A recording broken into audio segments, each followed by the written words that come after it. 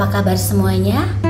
Kali ini Emily Everything Happens for a Reason sudah pada bab ke-6, Europe for the First Time. Bagaimana dengan Emily? Dia sempat tertidur sekitar 1 jam. Pesawatnya tak lama lagi akan mendarat di bandara DXB atau Dubai International Airport, dan Emily akan transit atau menunggu di bandara itu selama 4 jam. Namun, hal itu tak akan merisaukannya. Sudah banyak rencana yang akan Emily lakukan.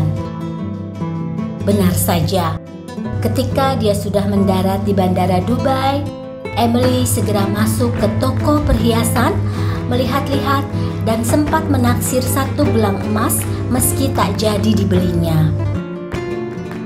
Keluar masuk ia ke deretan toko-toko bebas pajak untuk melihat-lihat jam tangan. Banyak hal yang dilakukan Emily.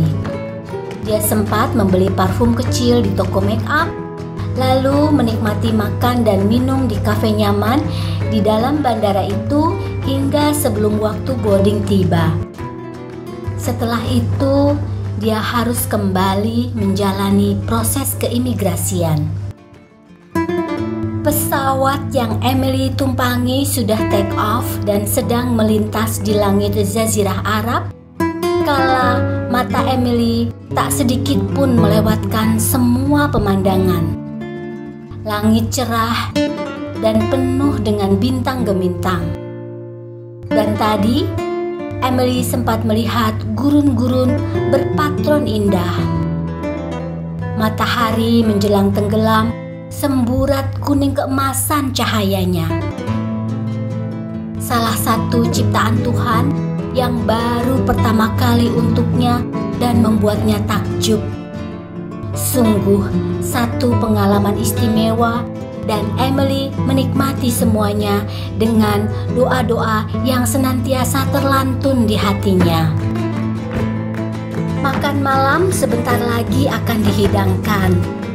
Emily membuka meja yang terlipat dan menempel di sandaran kursi depan tempatnya duduk. Dia pilih menu ikan salmon yang disajikan dengan kentang tumbuk, roti, salt butter, salad buah, cake, dan air mineral tentu ada di nampan, lengkap. Emily memulai dengan meminum orange juice dan mengakhiri dengan teh. Semua makanan dan minuman itu tandas ia nikmati. Emily menghabiskannya dalam 20 menit. Kemudian ia pergi ke kamar kecil untuk menyikat gigi dan membersihkan wajahnya. Kembali ia ke kursi setelah sebelumnya meminta segelas air hangat kepada pramugari. Emily sudah mengenakan kaos kaki dan juga selimut, lalu membenamkan pipinya ke bantal tipis yang ia sandarkan ke dinding samping jendela pesawat. Dia sempat melihat keluar jendela. Tak nampak apapun. Langit sudah gelap. Emily kembali mengenang pertemuannya dengan Mark 3 tahun lalu. Saat ini perjalanan sudah separuh jalan lebih. Dia terbang melintasi benua. Entahlah apa yang akan terjadi nanti. Lampu di kabin pesawat dipadamkan secara otomatis. Gadis itu berdoa dalam hati. Kemudian tertidur dengan 2 buah penyumbat telinga. Dengan begitu, ia tak akan mendengar suara apapun. Tak harus pula ia bermimpi, karena sebentar lagi dia akan menemui pria yang belakangan ini mengisi mimpi-mimpinya. Baru sekitar 2 jam Emily tidur ketika lampu-lampu di kabin pesawat sudah kembali menyala. Padahal baru pukul 4 subuh waktu setempat.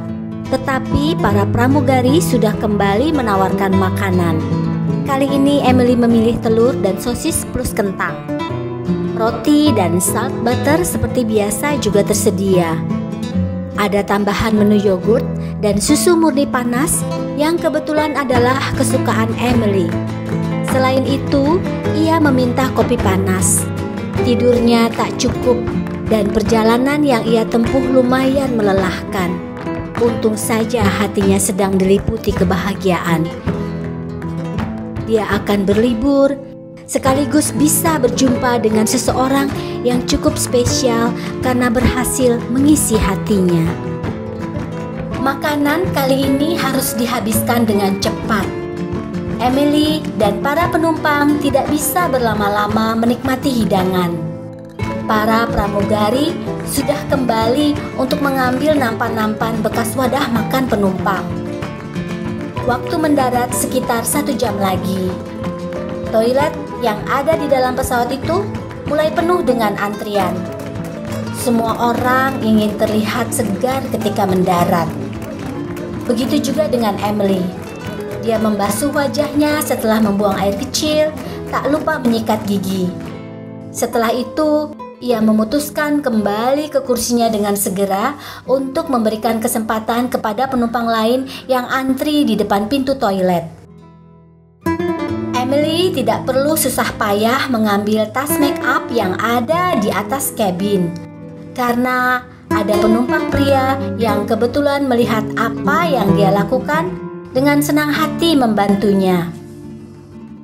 Kini Emily sudah selesai dengan pulasan wajah, kemudian memasukkan kembali semua perlengkapan make up-nya ke dalam tas setelah dia yakin dandanannya tidak terlalu tebal.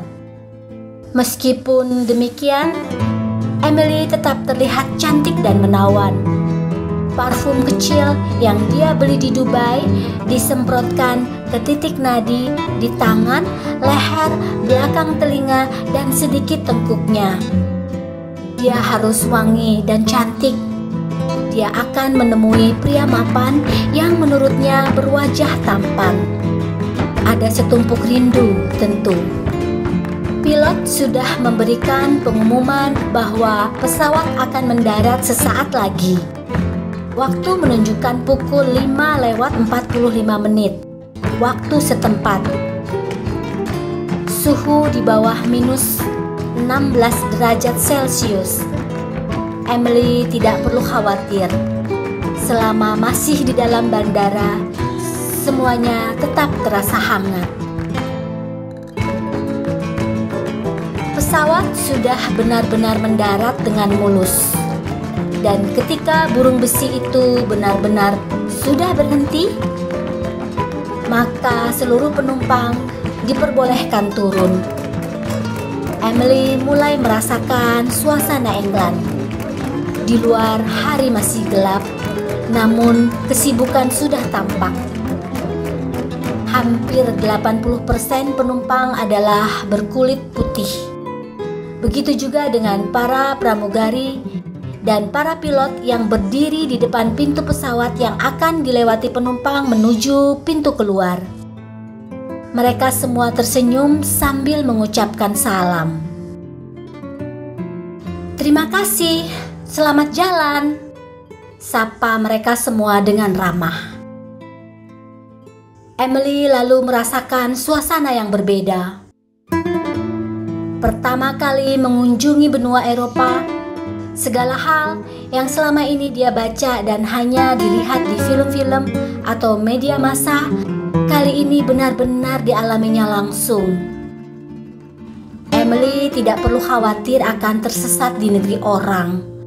Toh, dia sudah beberapa kali pergi ke luar negeri meski hanya di sekitar Asia. Dimanapun bandara internasional yang ada di dunia ini, situasinya pasti sama.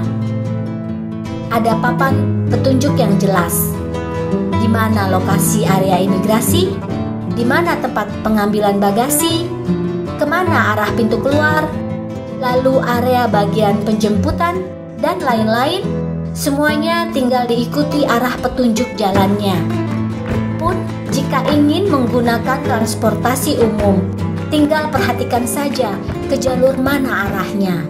Semua ada petunjuk yang jelas sehingga penumpang tidak akan bingung apalagi tersesat. Emily ingin menghidupkan ponselnya, tetapi tak sempat. Dia harus mengikuti ke arah mana para penumpang yang satu pesawat dengannya berjalan jika tak ingin tertinggal. Mereka yang berjalan cepat di depan Emily harus dia ikuti. Gadis asal Pasundan ini terburu-buru mengikuti para penumpang yang berjalan di depannya. Nantikan episode berikutnya, Chapter 7, I Have No Flowers in My Hand. Sampai jumpa.